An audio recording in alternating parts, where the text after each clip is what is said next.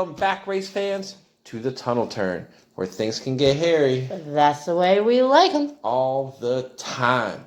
I'm Phil. This is Christina. How you doing, everybody? That's right. My name is Christina. Little C to my friends. If you don't see me on Twitter, my name is Tunnel Turn Chris. That's CHRIS.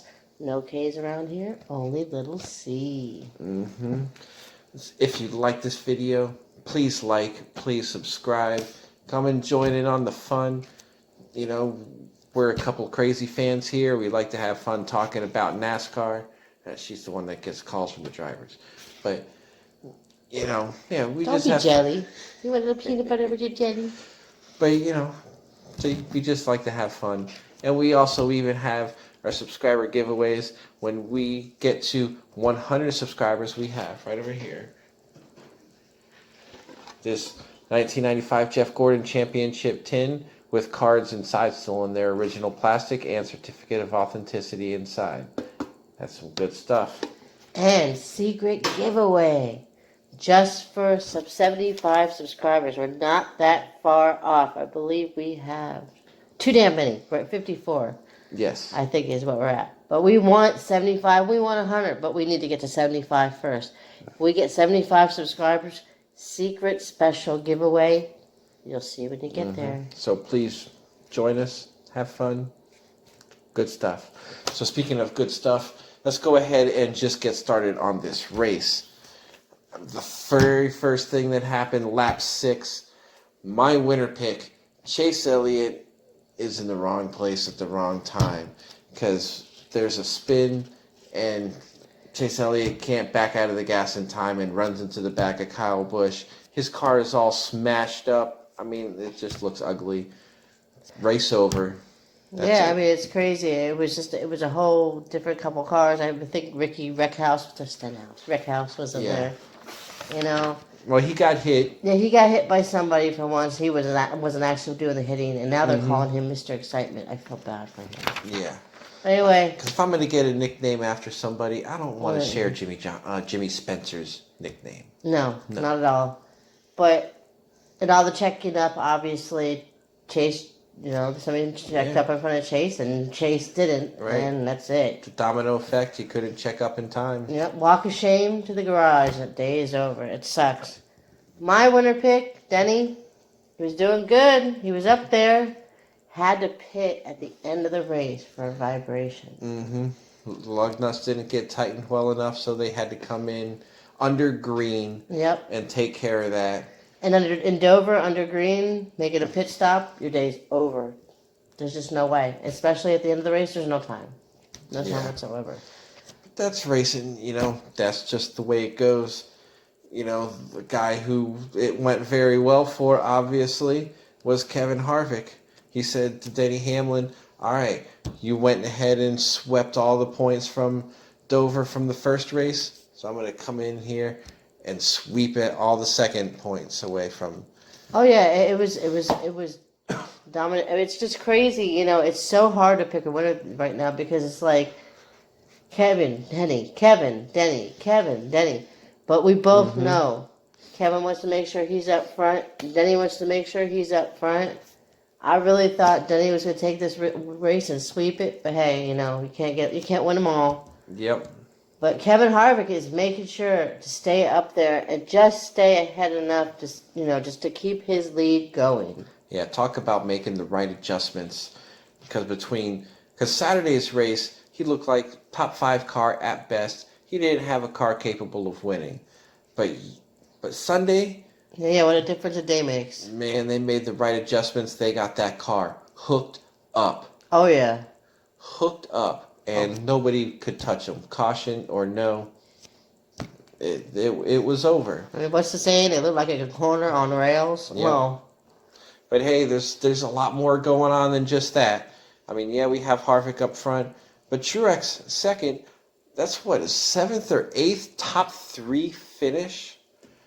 But it's still no wins. Nope. It's still not helping him at all didn't he have a in win the playoffs. Didn't he have a win earlier this season? Well, yeah, he has 1 win at Martinsville. But as far as the playoffs, yeah, I do agree. Right. They should be racking up points now. But to me, until you get to the playoffs, obviously the points matter, but once you're in there, points don't matter. The playoff points, though, do matter because when you only got 7 playoff points and then you're starting eighth, when it comes time to get into the top 4, he's going to be so far behind. And if but one you thing win, goes you're wrong, in. yeah, if you win, you're in. But when you're finishing second and third, that ain't winning. But second and third will definitely advance him. Yeah, but we all know he's capable of winning. Yeah, I know he hasn't done it, You but know. every driver in the top, most of every driver in the top 10, they've obviously all won this year, but... Right, Truex just needs to get the wins. Yeah, but he needs to get the wins. Yeah, but any of these drivers in the top 10 could win. Yeah. That's why they're there, including Truex. So, right, that's why you need much insurance, much of these playoff points as you can get, because anybody is capable. Yeah, but we'll have to agree to disagree, because I feel like once you're in the playoffs, these points don't really matter. We shall see. I mean, how about Jimmy Johnson? He got himself a third-place finish. He gained himself some points this weekend, because going into this weekend, he was a good 25 points out, and now he is a lot closer because he was able to finish ahead of Byron. Yep. William Byron's going to learn what it's like to be up against Jimmy Johnson. Yeah, When it comes down to the nitty-gritty, Jimmy Johnson is going to put up or shut up. And I don't know if William Byron's going to do the same thing. Yeah, but William Byron did what he had to do this race versus the first race because he did finish in the top 5 and 4th place. He's not snoozing there. He definitely had a good comeback. Yeah, but him and Jimmy Johnson are even. Oh, man, Daytona. Yeah. Daytona is going to be, of all races, to be your cutoff race, the crapshoot that is Daytona. Because it's a restrictor plate race, it's fast, anybody can win Daytona, and tempers will fly. But we'll get to that. We'll get back to that. How about Alex Bowman finishing in the top 5? We haven't seen this kid since the beginning of the season. I mean, where has he been all season? Boring us. Right. I mean, I thought in the beginning of this season he might be a championship contender, and he has fallen off the map. I know, the only one that talks about him is you. Well, not anymore, not lately. I'm talking about him today because he scored a top 5. That's definitely solid. Hey, I mean, he's got to win, so points for him really don't matter as much. Well, then that's the same. Then you could say for the same thing with Truex. He's got to win, so points really don't matter. You're fighting me on Truex, so points don't matter. That's my point. It's the regular points that don't matter. It's the playoff points that he needs to get. That's what I'm saying. And how about Cole Custer? Another top 10 finish for the rookie Cole Custer. He's definitely trying to catch Reddick on the rookie points. Do you know what I see again? I see a top 10 with 3 Stewart-Haas drivers minus 1. For somebody who was fast all weekend, Clint Boyer sure does show up with another mediocre 16th place finish. Please.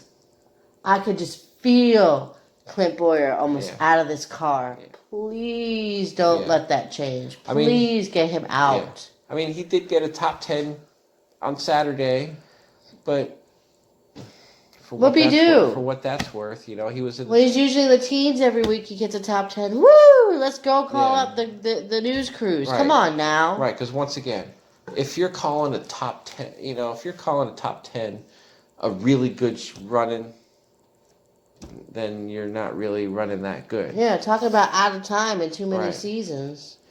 Exactly. Because it's one thing to be saying, hey, Chris Buescher is doing really good in 14th because he doesn't, he's usually always back in the 20s, but it's not really good, for what he should be doing. Boyer should be doing better, but he's not. Like, can we stop wasting time on nobodies? Let's move on to playoffs. Let's get to the bubblers. I'm with her right there. Let's get to the playoff points. Let's look at this. Look at Harvick and Hamlin. 42 and 37 points. They are way ahead of the next guy, Keselowski, and even Chase Elliott and the rest.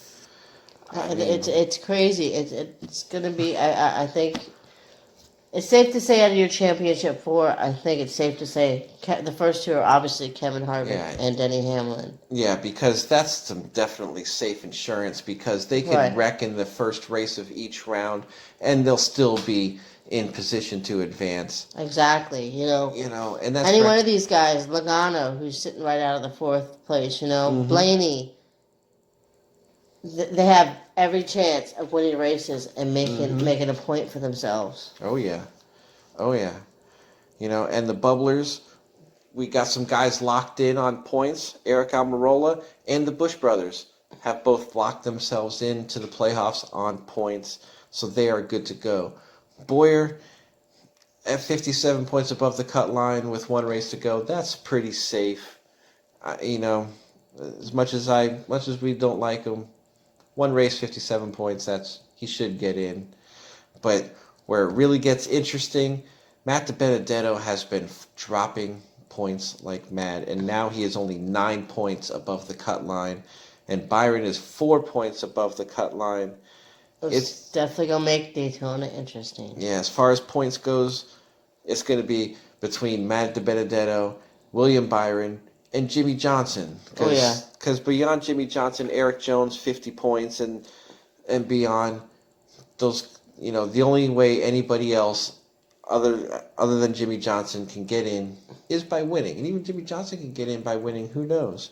But, you're going to have guys like Eric Jones, Tyler Reddick, Bubba Wallace, Corey LaJoie, Michael McDowell. You're going to have a bunch of these guys that are not in it looking to win this race. Well, anybody can win Daytona, once again. Right. It's one of those races where I've watched guys go from the front to the back to the front in a matter of a handful of laps. Yeah, it's Daytona.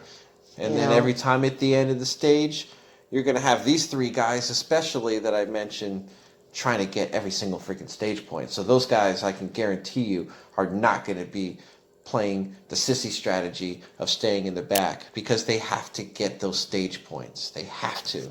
As much as I want to pick on Jeffy Poo for doing the sissy strategy, I know Tony's done it too. It seems like at one point or another, everybody has taken that sissy strategy of hiding in the back. Because it is effective, but race. You don't have to race hard, but you got to be in the race. I don't like just staying in the back trying to stay out of it. You know what? Sometimes it's the best thing to do at Daytona. Yeah. Especially if you're a guy, who's not locked in the playoffs. But if you're... Yeah, but if you're not to me, locked if you're not locked in the points. playoffs, you need to be up front. Right, you need those points. I wouldn't begrudge guys like Harvick and Hamlin and these guys that are comfortable in points for trying to stay out of things. I would begrudge them because they're safe. What do they have to lose? A race car? Yeah, exactly. And it's not like they don't got a lot of race cars in the back, or race cars at home to bring. Yeah. So I'm sorry. I think every lap from green flag to checkers, you should be racing. But that should be no matter what. That's me. No matter what. But like I said, I can't begrudge a guy for wanting to take a safe strategy, but it is a sissy strategy, and we do call it the sissy strategy. But we'll get to Daytona, We will get to Daytona. Daytona is next week. Daytona is coming. That's right. Daytona is this Saturday night.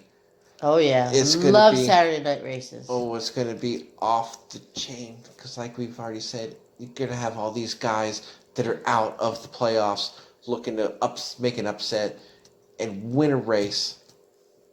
And Do you remember Richmond a few years back when that cutoff race happened and people were just pissed off? This is going to make that look like a kindergarten race. I'm telling you. This is going to be the end-all, be-all race. There's going to be that major sense of urgency. And when you got that sense of urgency at Daytona, you know what happens. It's the only place that you can watch a 20-car pile-up and not be in it and live to tell about it. Oh, man. It's going to be good. We are hyped up for this. Oh, yeah. I cannot say enough how hyped we are for this because the playoffs are here. It is time to start racing for a champion. Oh, yeah. Pick your winner pick for Daytona. Let us know. Because you know it's going to be tough picking a winner pick at Daytona. Yeah. and then after that, we're gonna have after the Daytona, we're gonna have a discussion breaking down and making predictions on how the playoffs are gonna go round by round. Who is going to win the title? Yep, I think maybe I could talk him into a video just the playoffs, but we'll go through each driver. That will happen. Like that will happen. You don't have to talk me. Are we planning videos on the fly again? Well, it sounds like we're playing. We talking about the Well, same welcome one? to our production meeting at the Tunnel Turn. So I think that's about all we got. I think that is it. So if you like this video, once again, please like, please subscribe. You know, we're having fun making videos, bringing you guys some good content, and we're disguising some good intel in there as fun. Why not?